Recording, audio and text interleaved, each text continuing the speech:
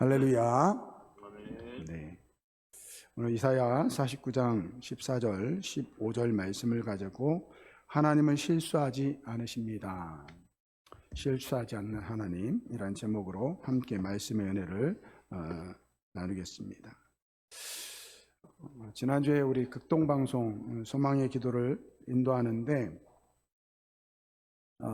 특별히 그 임신과 출산에 대한 이 기도가 많았습니다. 딸이 결혼을 했는데 5년째 자녀가 없습니다. 기도해 주세요. 또 어떤 분은 어렵게 시험관 시술을 통해서 임신한 지 한 6개월 됐으니까 그 모든 출산 기간과 임신 기간과 출산을 위해서 기도해 주십시오. 또 어떤 분은 이미 둘째가 있는데 셋째를 준비하고 있습니다. 그런 기도 제목이 있더라고요. 그 기도 제목 들으면서 아멘 그랬어요. 우리 교회도 둘째가 있는 분들 셋째 준비하시기 바랍니다. 예. 요즘에 그런 가정들이 많은 것 같아요. 가지려고 해도 아이가 생기지 않는. 이 생명은요 하나님께서 주시는 것 같습니다. 오늘 말씀 중에 함께 나누려고 하는 것이 이제 야곱의 인생을 좀 우리가 살펴보려고 하거든요. 이 야곱은요,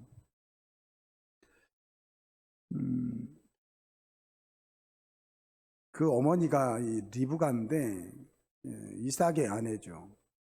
결혼해가지고 아이를 갖고 싶은데 20년 동안 아이를 갖지 못합니다. 지금이야 아이를 갖지 않으려고 하는 가정들도 많은데 과거에는 아이가 없다.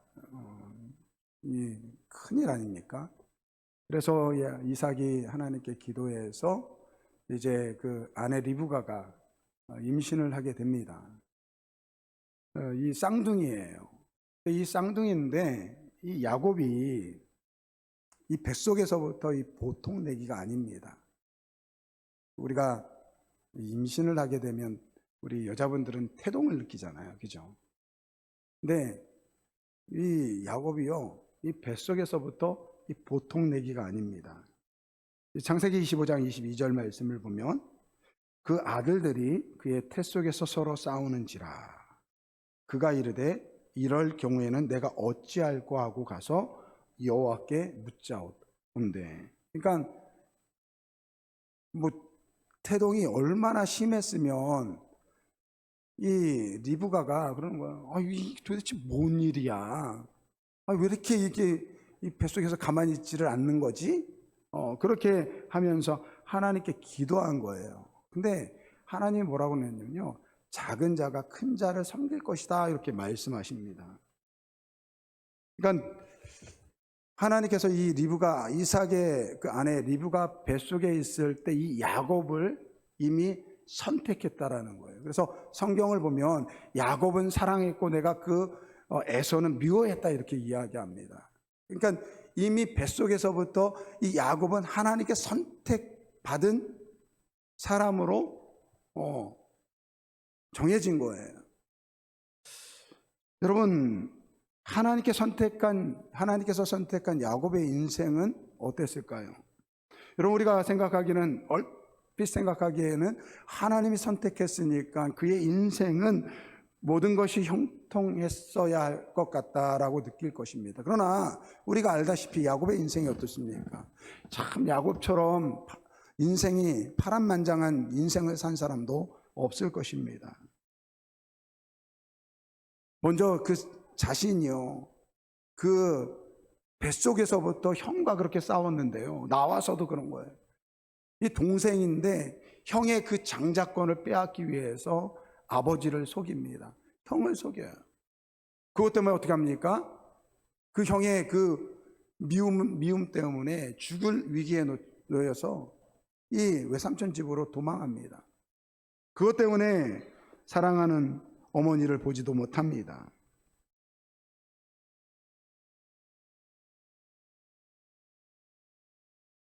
그리고 외삼촌 집에서 잘 됐습니까? 아니요.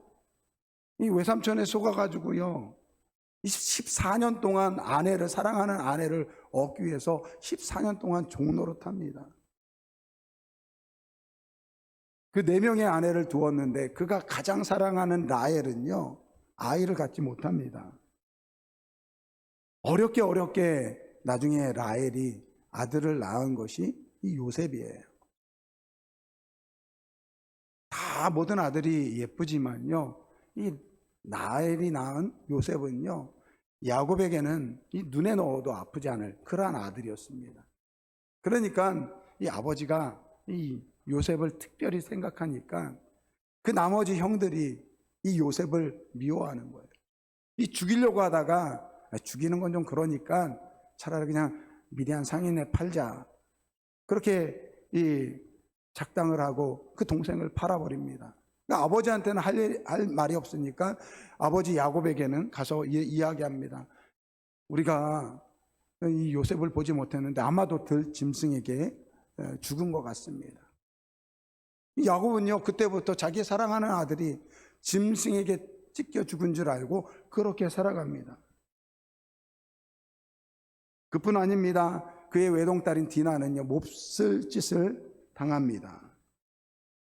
그리고 그의 사랑하는 아내 라헬은요, 이 둘째 베냐민을 낳다가 또 죽습니다.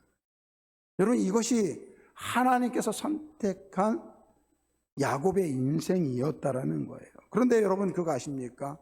야곱이 이스라엘이 돼요. 이스라엘 그러면 하나님의 백성입니다. 야곱은 하나님의 선택받은 사람이지만 그의 인생은 호락호락하지 않았다라는 거예요. 오늘 이 말씀이, 이 이야기가, 야곱의 이야기가 오늘 우리에게 무슨 이야기를 하는 것일까요? 그것은 무엇이냐? 하나님의 선택한 백성이라도 모든 일이 내 뜻대로, 내가 원하는 대로 형통할 수 없다라는 것입니다.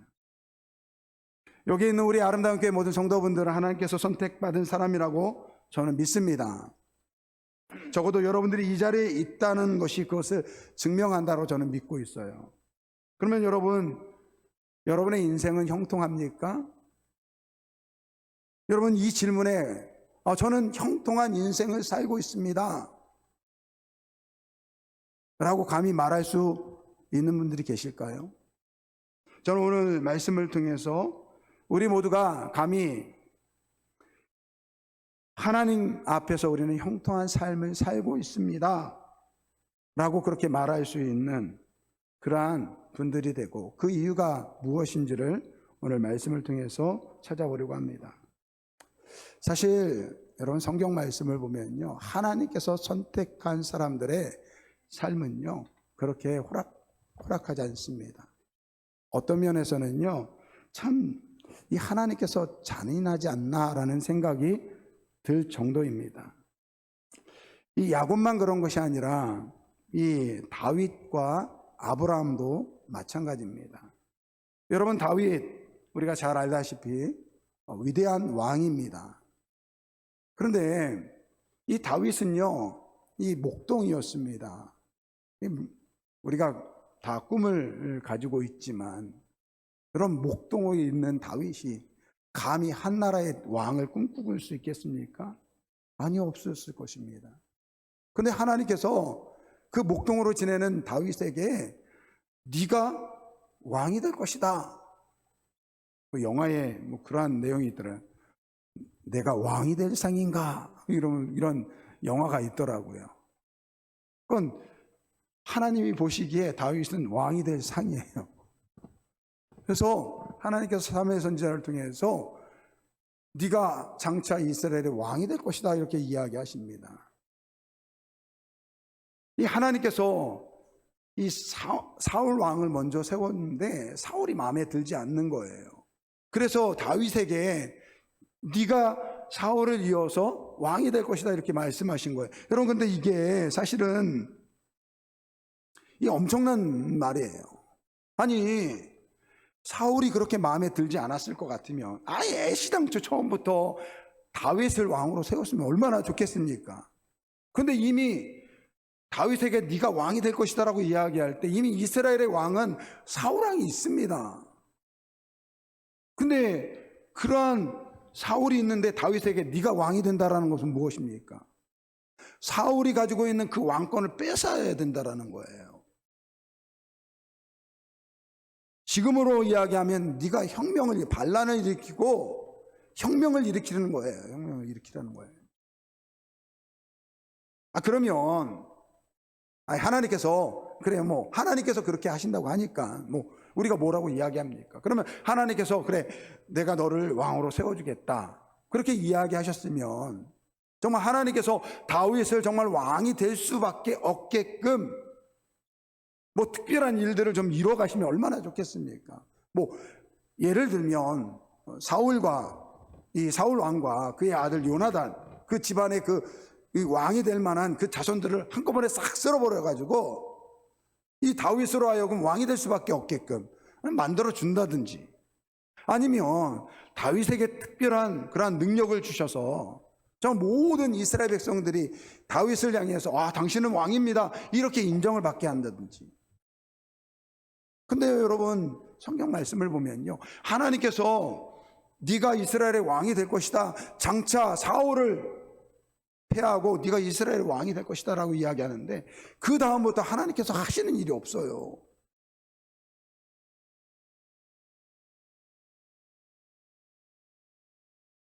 오히려 왕이 되겠다, 자기가 왕이 되겠다고 한 것도 아니고 하나님께서 그러한 왕을 세워주겠다라고 이야기하는데 하나님은 하시는 일이 없는 것처럼 보여요.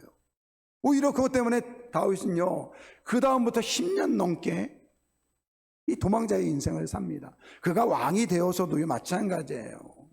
여러분, 이 다윗은요 유다 백성입니다. 근데 초대 왕이 사울 왕입니다. 베냐민 지파예요. 모든 지파 사람들이 그 베냐민 지파 이 사울 왕의 그 가문을 당연히 중요시 여겼겠죠. 근데 갑자기 느닷없이 이 유다 지파 이 다윗이 왕이 됐으니까요 대부분의 이 지파 사람들은요 인정하지 않습니다.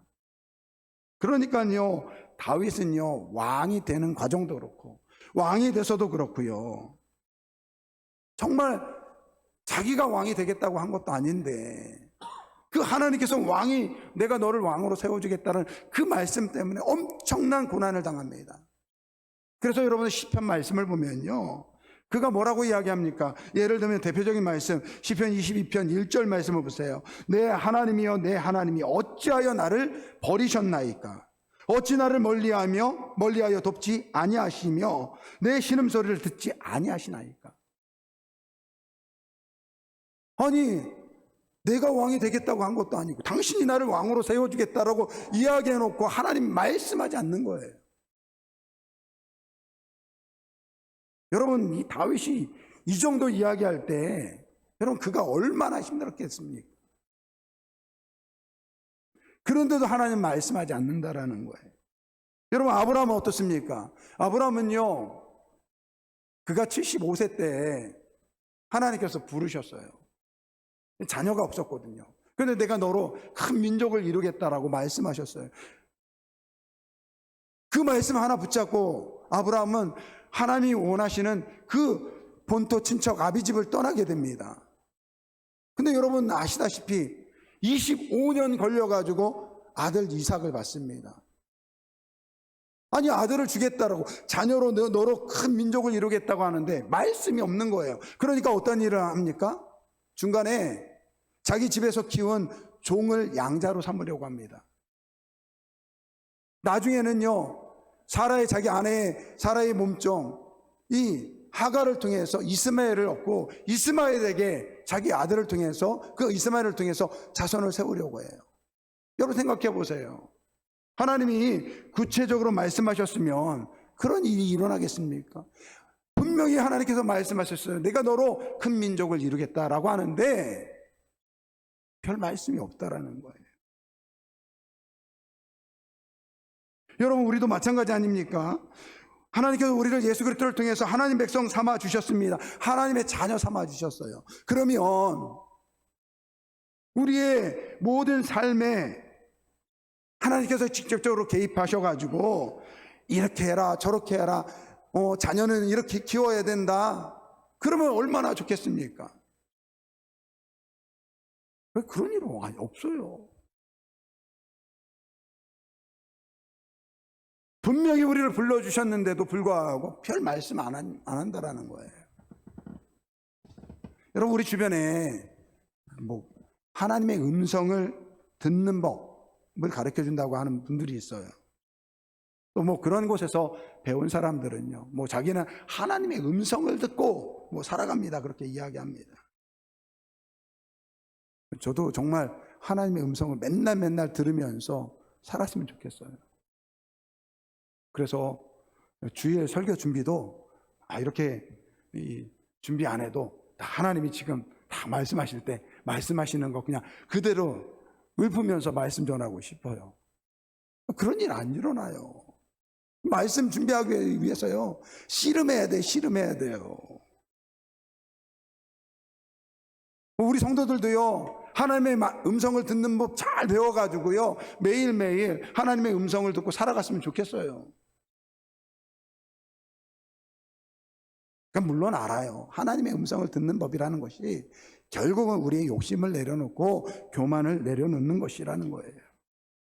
근데 이거를 오해해가지고요, 이것을 잘못 생각해서 마치 하나님께서 내게 일일이 모든 것을 말씀해 주시는 것으로 오해하는 분들이 있다라는 것입니다. 그렇게 생각하면요, 여러분, 아브라함과 다윗은요, 하나님의 음성을 듣는 법을 알지 못해서 그들이 왜 하나님은 말씀하지 않습니까? 라고 그렇게 소리 질렀을까요? 아브라함 같은 경우는 잘못된 선택을 한 것일까요? 그런 거 아니라는 거예요. 여러분, 아브라함이나 다윗은요, 하나님께서 인정하시는 믿음을 가졌다라는 것입니다. 하나님께서 선택한 사람이에요. 그러나 성경 말씀을 보면 그들의 인생 가운데 하나님은 너무나도 보이지 않고 말씀하지 않았다라는 거예요. 그래서 하소연했고, 그래서 많은 시련과 고난의 길을 걸어야 할 수밖에 없었다라는 거예요. 그런데 여러분, 그들 가운데 보여지는 공통점이 있습니다. 그것은 무엇인지 아십니까? 보이지 않고 말씀하지 않는 하나님이지만 그 하나님을 향한 그 믿음을 저버리지 않았다라는 거예요. 다윗이 너무 힘들어서 어찌할 바 모를 때 하나님이 보이지 않으니 죽고 싶은 마음도 들었을 것입니까? 그가 쓴 시편을 말씀을 보면 뭐라고 이야기합니까? 자기가 이렇게 고통을 당하는데 하나님께서 말씀하지 않으니까 혹시 하나님께서 나를 책망하시는 것이 아닌가? 그런 생각도 들었습니다. 하지만 그 가운데서도요, 그는 하나님에 향한 믿음을 버리지 않았다라는 것입니다. 아브라함도 마찬가지입니다. 하나님께서 자녀를 주겠다고 했지만 아무 말이 없으니까 실수했습니다. 자기 집에서 키운 종으로 아들 삼으려고 했고, 또 하가를 통해서 이스마엘을 아들로 삼으려고 했어요. 근데 하나님께서 뭐라고 합니까? 그거 아니야. 근데 아브라함이 뭐라고 이야기합니까? 그 하나님의 말씀을 믿었다라는 거예요. 볼 수 없는 중에서 하나님께서 말씀하시면, 하나님 잘못했습니다. 하나님의 말씀을 내가 믿습니다. 그리고 하나님은 그의 믿음을 의롭게 여기셨습니다. 여러분, 우리도 마찬가지입니다. 하나님께서 우리를 선택해서 하나님 자녀 삼아 주셔서 오늘 이 신앙의 길을 걷지만 우리도 마찬가지예요. 하나님 말씀하지 않습니다. 하나님 믿는데 어려움을 당하는데 하나님이 보이지 않는다라는 거예요. 그 과정 속에서 하나님께서 우리에게 원하시는 건 무엇입니까? 바로 오직 하나님을 믿고 바라보라는 것입니다. 여러분, 하나님이 가만히 계시겠습니까? 내 아들 내 딸이 고난당하는데 가만히 있을 부모가 어디 있겠습니까? 우리 하나님께서 말씀하시죠. 조금만 참아라. 다 됐다. 그래도 나를 믿는 믿음 가운데 살아가야 된다. 결국 여러분, 우리는 하나님이 부르셨지만 이 인생 보이지 않는 하나님, 말씀하지 않는 그 하나님, 그 가운데 그 하나님을 믿는 믿음 가운데 살아가야 된다는 거예요. 오늘 본문 말씀이 바로 그 이야기라는 것입니다. 이사야 49장 14절 15절 말씀에 뭐라고 이야기합니까? 오직 시온이 이르기를 여호와께서 나를 버리시며 주께서 나를 잊으셨다 하였거니와. 15절 말씀 우리 한번 같이 읽어보겠습니다. 여인이 어찌 그 젖먹는 자식을 잊겠으며 자기 태에서 난 아들을 긍휼히 여기지 않겠느냐. 그들은 혹시 잊을지라도 나는 너를 잊지 아니할 것이라. 여러분, 이 말씀은요, 이사야 선지자가 이 남유다가 멸망하기 100년 전에 말씀하신 하나님의 예언의 말씀이에요. 앞으로 100년 정도 지나면 너희들이 포로로 끌려갈 것인데, 포로로 끌려간 너희 이스라엘 백성들은 분명히 그때 이야기할 거야. 우리가 이렇게 나라를 잃고 포로로 끌려갔는데 도대체 하나님은 어디 있는 거야? 하나님이 우리를 잊으신 거 아니야. 그때 하나님께서 말씀하시는 거예요. 여인이 어찌 그 젖먹는 자식을 잊겠으며 자기 태에서 태어난 아들을 긍휼히 여기지 않겠느냐. 그들은 혹시 잊을지라도 나는 너희를 잊지 아니하리라. 여러분, 이것이 바로 하나님 백성의 삶이라는 것입니다. 비록 삶 속에서 하나님의 음성이 들리지 않고 아무런 기적이 일어나지 않습니다. 마치 하나님께서 우리를 버리신 것 같은 그러한 느낌이 들 수 있을 것입니다.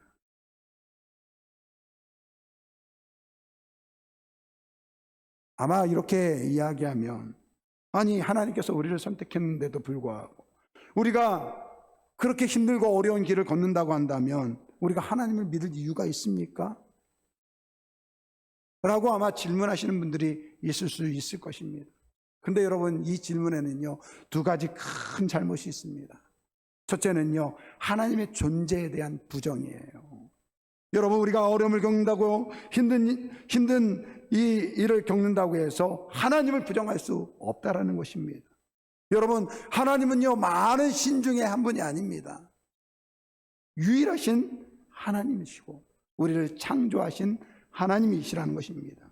두 번째는요, 하나님은요, 우리의 복의 도구가 아닙니다. 여러분, 하나님은 우리의 복의 근원이 되시는 분이에요.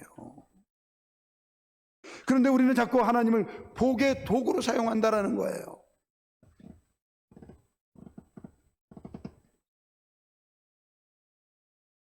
아브라함의 삶 속에서, 다윗의 삶 속에서 하나님은 분명히 그들을 믿음의 조상으로 부르시고 다윗을 이스라엘 왕으로 부르셨습니다.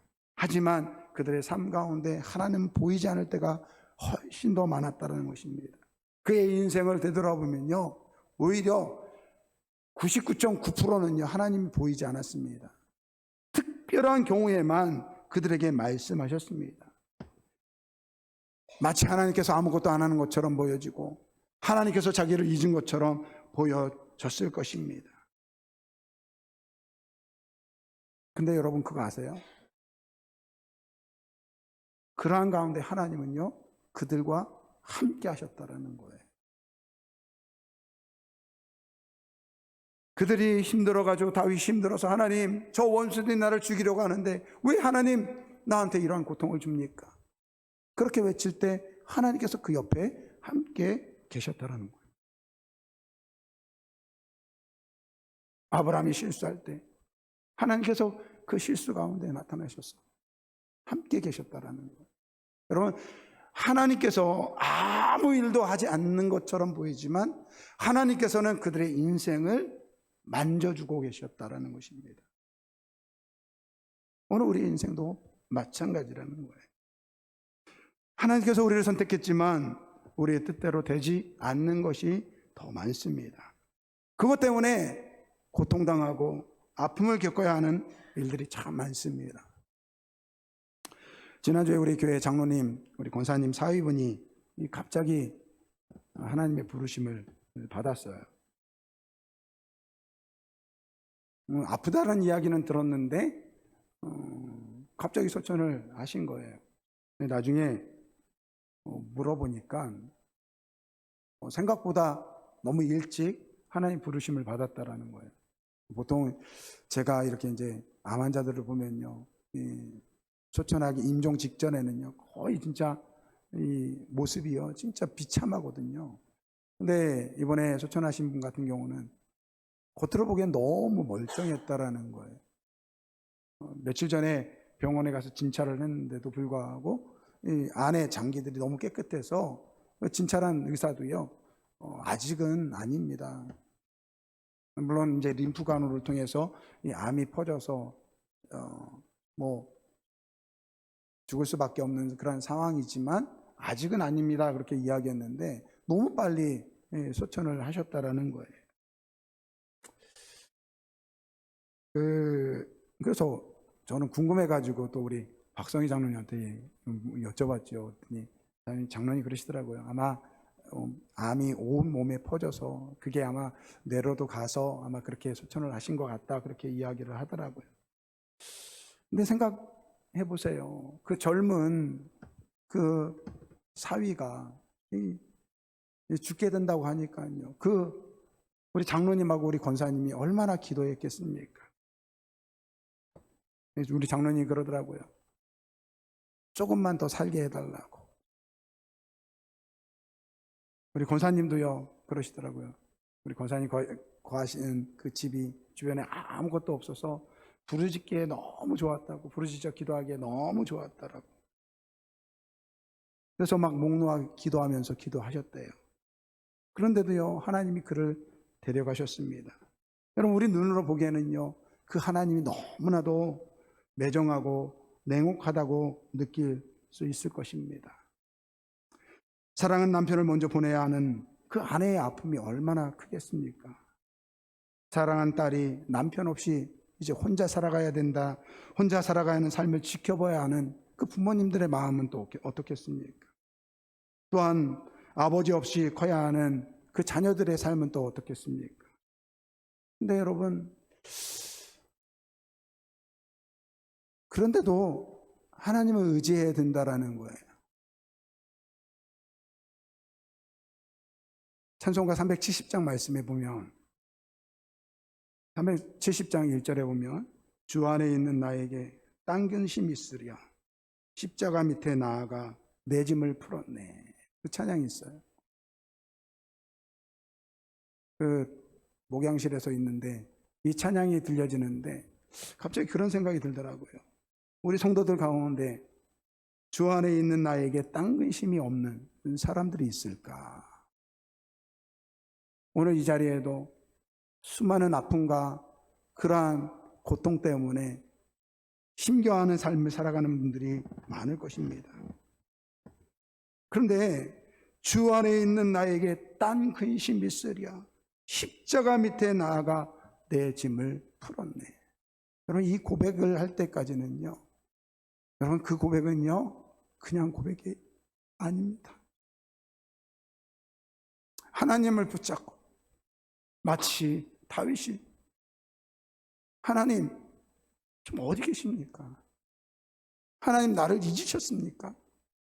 그 고난과 역경의 길 가운데 믿음을 저버리지 않고 하나님을 붙잡는 사람들만이 고백할 수 있는 그러한 고백이 아닐까라는 생각을 해봅니다.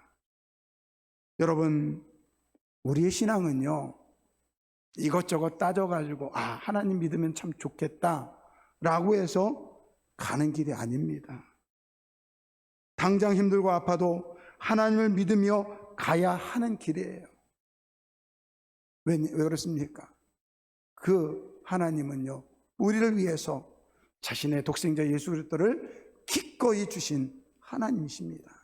오늘 말씀 이렇게 말씀합니다. 여인이 어찌 그 젖먹는 자식을 잊겠으며 자기 태에서 난 아들을 긍휼히 여기지 않겠느냐.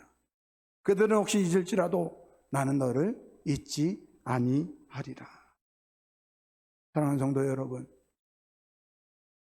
우리는 실수할 수 있어도요 하나님은 실수하지 않으십니다. 다윗의 인생이, 아브라함의 인생이 그 중간중간에는 실수한 것처럼 보이지만 그 보이지 않는 하나님, 그 말하지 않는 하나님은요 그 가운데 하나님의 일들을 이루어 가셨다라는 거예요. 오늘 우리의 인생도 마찬가지예요. 하나님은 실수하지 않는 하나님이신 줄 믿습니다.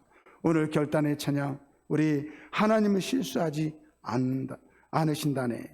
이 가사 보면 오늘 말씀과 비슷해요. 내가 걷는 이 길이 혹 굽어도는 수가 있어도 내 심장이 울렁거리며 가슴 아파도 내 마음속으로 여전히 기뻐하는 까닭은 하나님은 실수하지 않는다.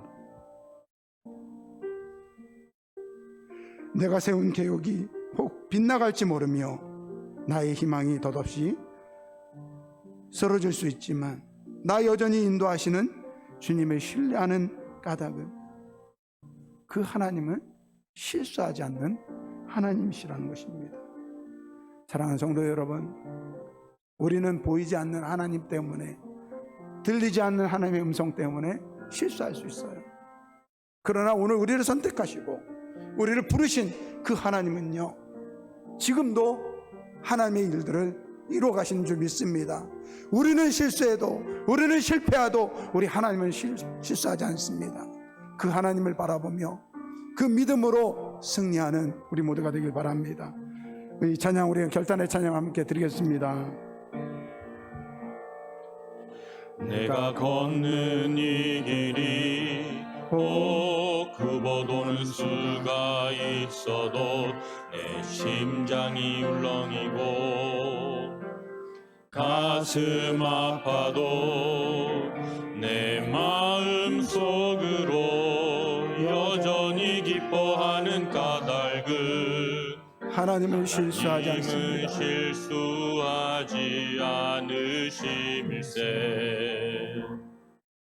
내가 세운 계획이 혹 빗나갈지 모르며 나의 희망 덧없이 쓰러질 수 있지만 나 여전히 인도하시는 주님을 신뢰하는 까닭은 주께서 내가 가야 할 길을 잘 아심일세.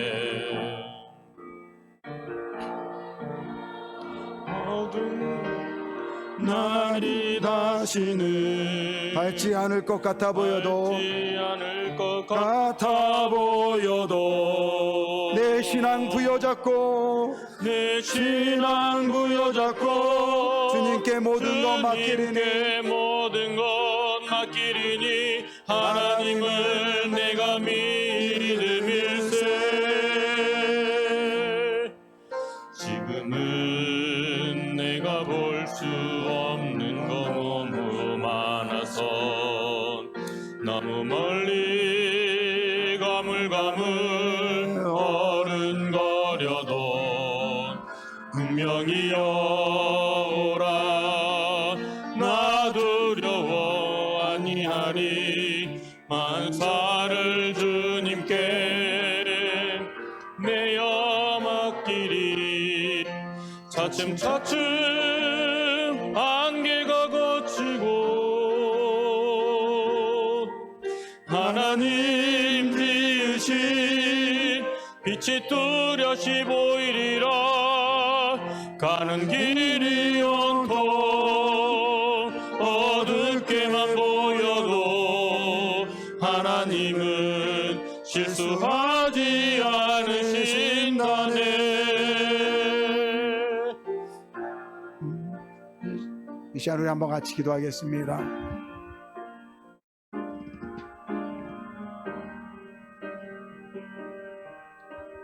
하나님은 우리를 부르셨습니다. 그러나 그 하나님은 너무나도 우리의 삶 가운데 보이지 않고 말씀하지 않는 것 같습니다.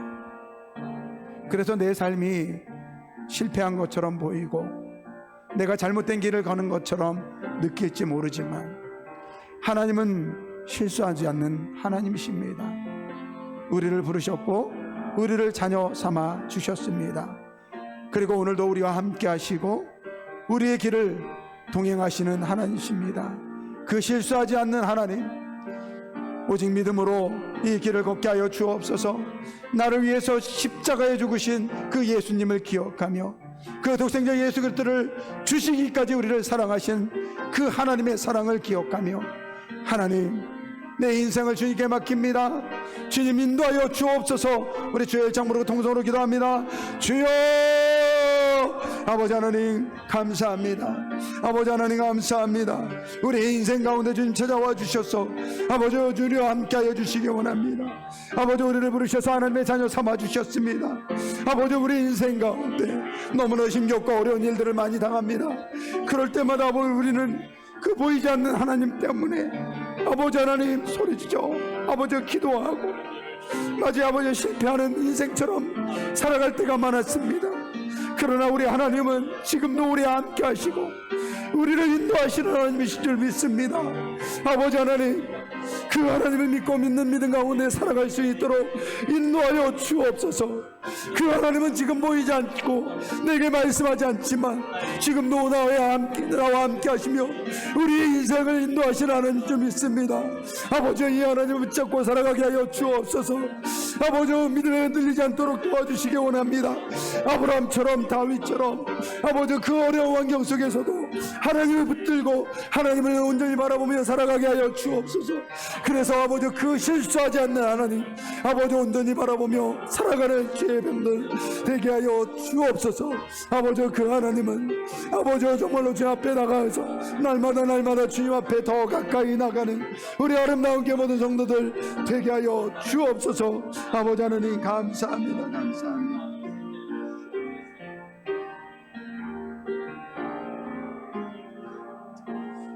우리 찬양 다시 한번 찬양 드리겠습니다.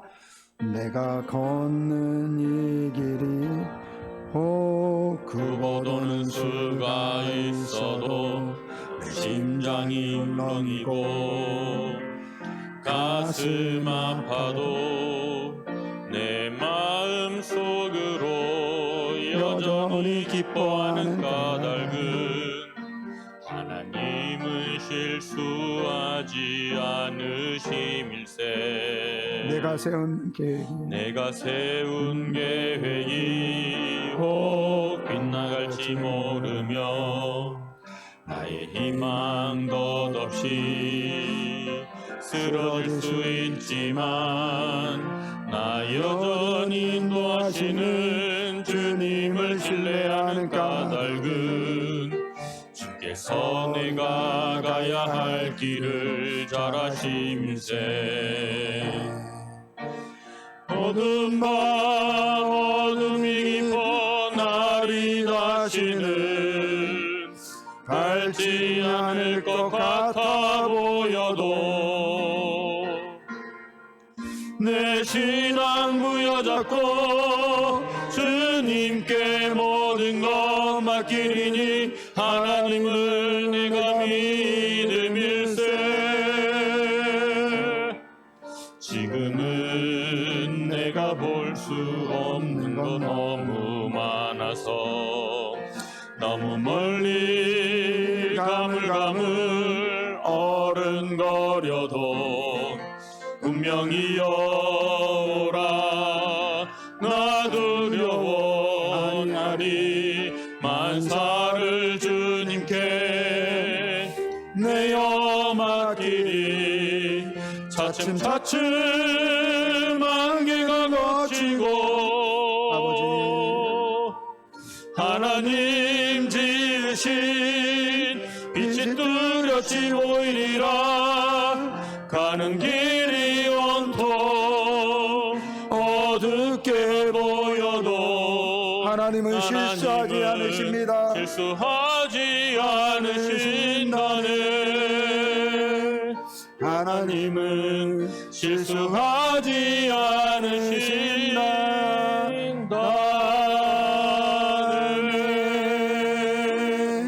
우리 다 같이 자리에서 일어나시겠습니다. 사랑과 은혜가 많으신 아버지 하나님, 우리는 하나님께서 부르신 하나님의 백성입니다. 그러나 우리 인생은 너무나도 힘들고 어렵고 또 낭망하고 아버지요 아파하고 눈물 지을 때가 많습니다. 그 하나님이 우리에게 보이지도 않고 하나님께서 우리에게 아무 말씀도 하지 않는 것 같지만 지금도 하나님은 우리와 함께 하시며 우리의 인생을 만들어가고 계시는 줄 믿습니다. 우리는 실수투성입니다. 우리는 자꾸 실패합니다. 그러나 하나님은 실수하지 않으시고 우리 인생을 이끌어 가시고 계시는 줄 믿습니다. 믿음으로 인내하게 하여 주시고 그 하나님 앞에 더 가까이 나아가며 믿음으로 하나님을 찾고 그 하나님을 만나는 우리 아름다운 교회 모든 성도들 되게 하여 주옵소서. 감사드리며 우리를 구원하신 예수 그리스도의 이름으로 기도합니다. 아멘.